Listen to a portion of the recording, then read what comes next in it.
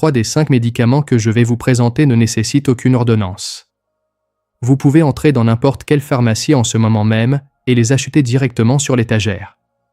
C'est exactement ce qui les rend si dangereux pour toute personne de plus de 70 ans. Parce que lorsque quelque chose est facile à obtenir, on arrête de le traiter comme un médicament. On le traite comme s'il était inoffensif. Et pour un corps qui a franchi le cap des 70 ans, cette idée peut faire la différence entre une vie autonome et un lit d'hôpital. Voici quelque chose que la plupart des médecins n'expliquent pas assez clairement lors d'un rendez-vous de 15 minutes. Le corps humain traite les médicaments d'une manière fondamentalement différente après 70 ans. Vos reins filtrent les médicaments de votre sang plus lentement. Votre foie métabolise les substances à une fraction de la vitesse qu'il avait il y a 20 ans. Votre cerveau devient beaucoup plus sensible aux sédatifs et aux composés anticholinergiques.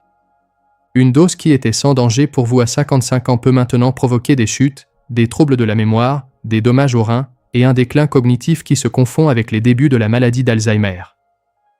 Aujourd'hui, je vais vous parler de 5 médicaments précis qui illustrent ce problème mieux que tout autre. Les 5 figurent sur la liste Beers de la Société américaine de gériatrie, une liste médicalement vérifiée et régulièrement mise à jour des médicaments potentiellement inappropriés pour les personnes âgées. Ce n'est pas une médecine marginale.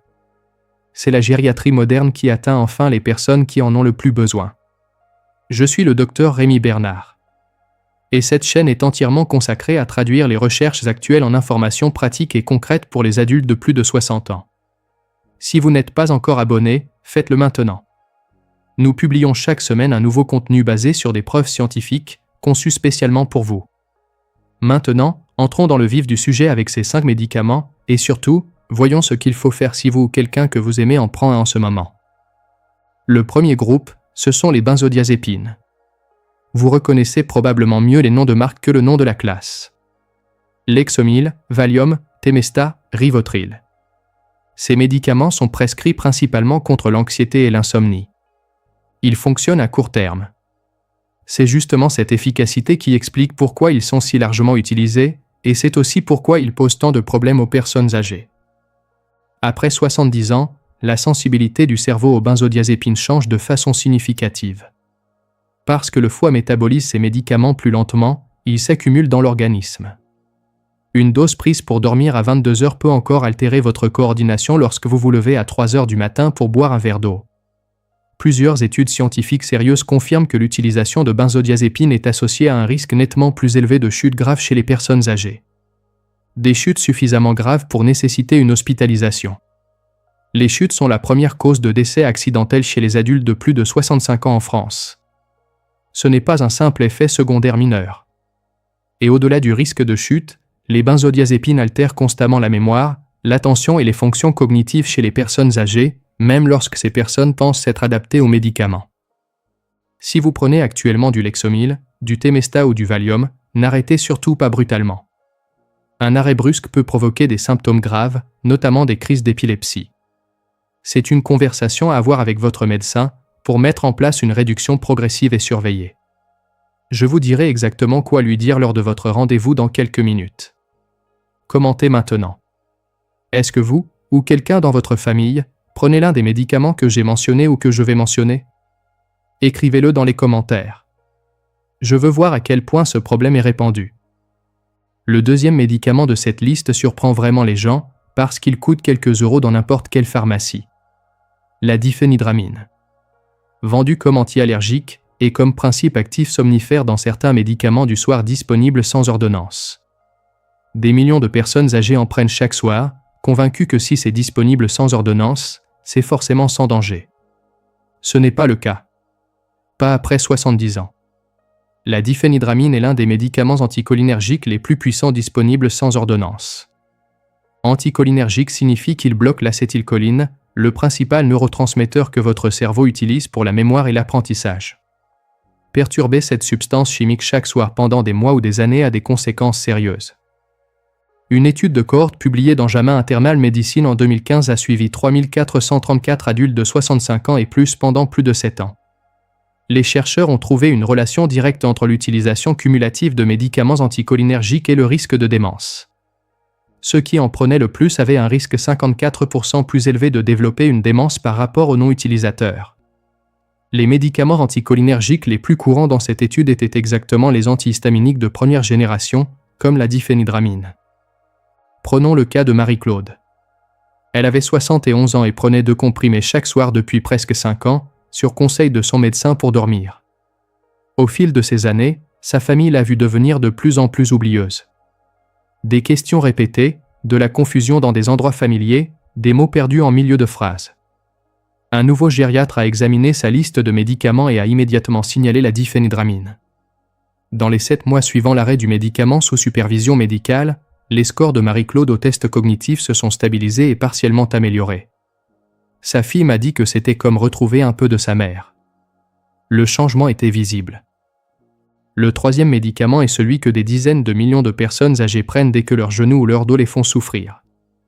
Et les dommages rénaux qu'il provoque se développent silencieusement, sans aucun symptôme, jusqu'à ce qu'ils soient déjà avancés.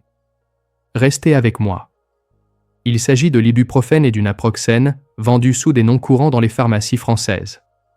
Ces anti-inflammatoires non stéroïdiens sont la première réponse à la douleur dans la plupart des foyers. Pour une utilisation occasionnelle chez les adultes plus jeunes, ils sont généralement gérables. Pour une utilisation régulière chez les adultes de plus de 70 ans, le profil de risque change complètement. Vos reins sont responsables de filtrer ces médicaments de votre sang. Après 70 ans, la fonction rénale a généralement diminué de 40 à 50% par rapport à la jeunesse. Quand l'ibuprofène circule dans un corps dont la fonction rénale est déjà réduite, il reste beaucoup plus longtemps, frappe beaucoup plus fort et endommage progressivement le tissu chargé de l'éliminer. La mise à jour 2023 des critères Beers de la Société américaine de gériatrie a spécifiquement renforcé la nécessité d'ajustement de doses basées sur la fonction rénale pour les anti-inflammatoires. Le risque gastro-intestinal est tout aussi sérieux. La paroi de l'estomac devient plus fragile avec l'âge, et les anti-inflammatoires altèrent directement sa barrière protectrice. Les personnes âgées qui utilisent régulièrement des anti-inflammatoires sont 3 à 5 fois plus susceptibles de développer une hémorragie gastro-intestinale grave que les utilisateurs plus jeunes. Pour toute personne souffrant de maladies cardiaques ou d'hypertension artérielle, les anti-inflammatoires augmentent également la pression artérielle et favorisent la rétention d'eau, ce qui élève le risque d'insuffisance cardiaque. C'est cette combinaison de risques qui rend l'ibuprofène et le naproxène particulièrement dangereux comme habitude quotidienne après 70 ans. Dites-moi dans les commentaires, utilisez-vous de l'ibuprofène ou du naproxène pour la douleur?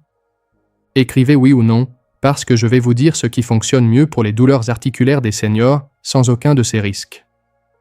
Le 4e médicament est prescrit chaque année à des millions de personnes pour dormir. Le zolpidem, vendu sous des noms connus en France.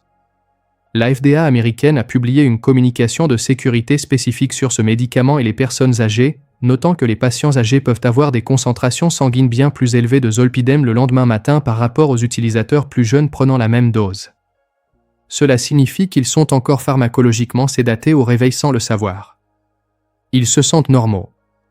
Ils ne se sentent pas drogués, mais leur coordination et leur temps de réaction sont compromis. Les recherches montrent constamment que l'utilisation de zolpidem est associée à presque 2 fois plus de risques de fractures de la hanche chez les personnes âgées. Les fractures de la hanche chez les adultes de plus de 70 ans ont un taux de mortalité à un an de 20 à 30%. Cela signifie que jusqu'à 3 seniors sur 10 qui se cassent la hanche risquent de ne pas survivre à l'année suivante, souvent à cause de complications comme des caillots sanguins ou une pneumonie pendant la récupération. Et voici un autre problème important que beaucoup ignorent. Le zolpidem supprime les phases profondes et réparatrices du sommeil tout en augmentant les phases de sommeil léger. Vous vous endormez plus vite, oui, mais vous vous réveillez moins reposé.